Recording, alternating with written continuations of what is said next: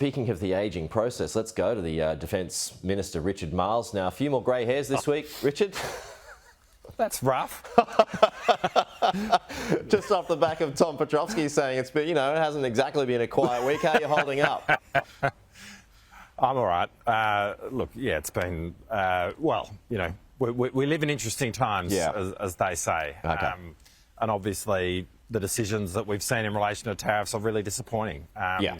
But it's not unexpected. Like Donald Trump, when he came to power, said that, when he was campaigning for the election, said this is what he was going to do, and he's imposed it across the board in relation to every country, and we're now feeling that. Okay, so in this minute, how would you describe Australia's relationship with the United States?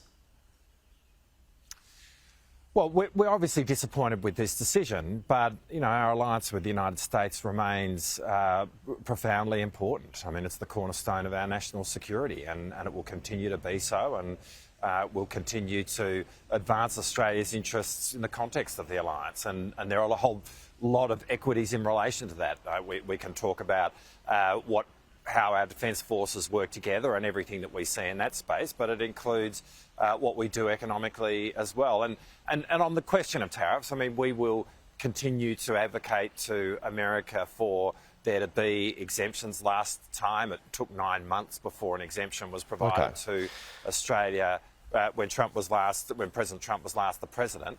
And so we'll continue to make that argument. Is the US a reliable partner? The US is a reliable partner. Still? And we will continue to work with the US, yes. And in terms of all the work that we do across our defence forces, I mean, we are deeply engaged with the United States Defence Forces as they are with ours. And as I said earlier, it is obviously our most important defence relationship.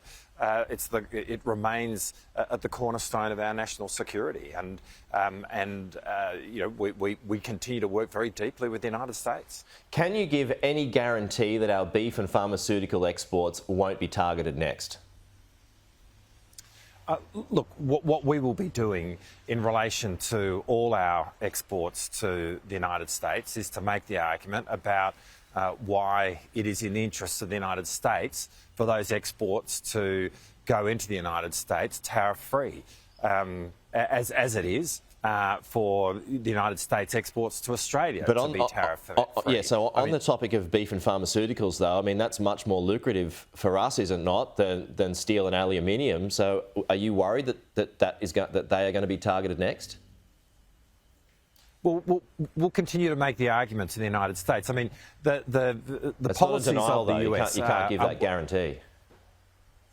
Well, the policies of the US are well known, and President Trump was completely upfront about what he intended to do during the US presidential election, and he is now doing that, having been sworn in as the president. So, I mean, we've seen that, and he's talked about putting in place tariffs across the board. So clearly, we see that as something that is potentially there, and it's in that context that we'll continue to make the argument around why it would benefit Australia, but benefit the United States for there to be an exemption in relation to Australia. Gee, that's going to hurt us, though, isn't it? That'll hurt us even more, won't it?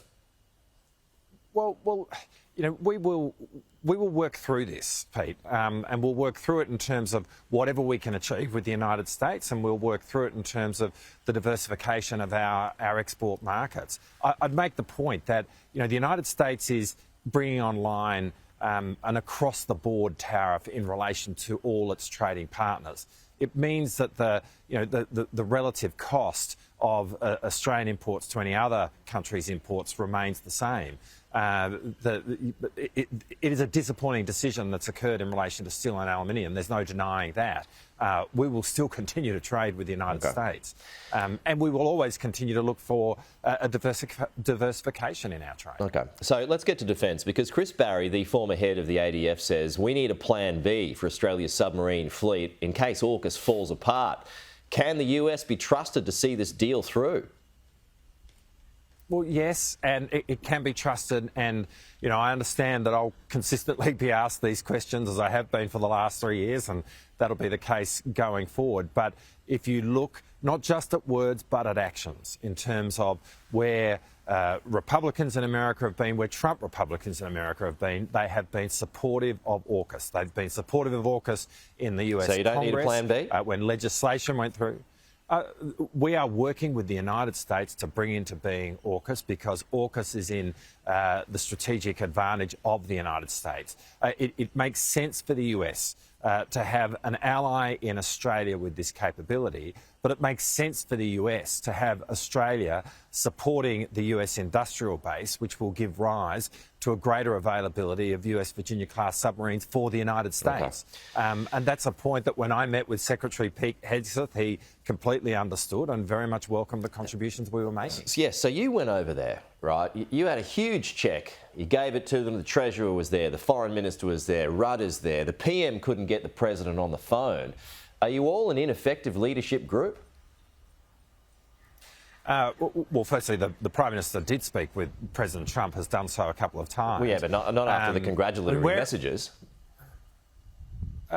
Well, that's not right, Pete. You know that the Prime Minister spoke with President Trump, spoke with him specifically about tariffs, and indeed President Trump not in recent weeks, though, right? In a press conference. The Prime Minister has been spoke with President Trump on the phone at that time. Yeah, but not in recent weeks. We have been engaged. Well, we've been engaging with the United States, and we'll continue to engage with the United States. And in relation to the question of AUKUS, as you asked, you know, what we've been hearing is positive comments from this administration about the role that AUKUS plays in the advantage of the United States. OK. Richard, you've been kind with your time this morning, as always. Thank you so much. We will talk to you again soon.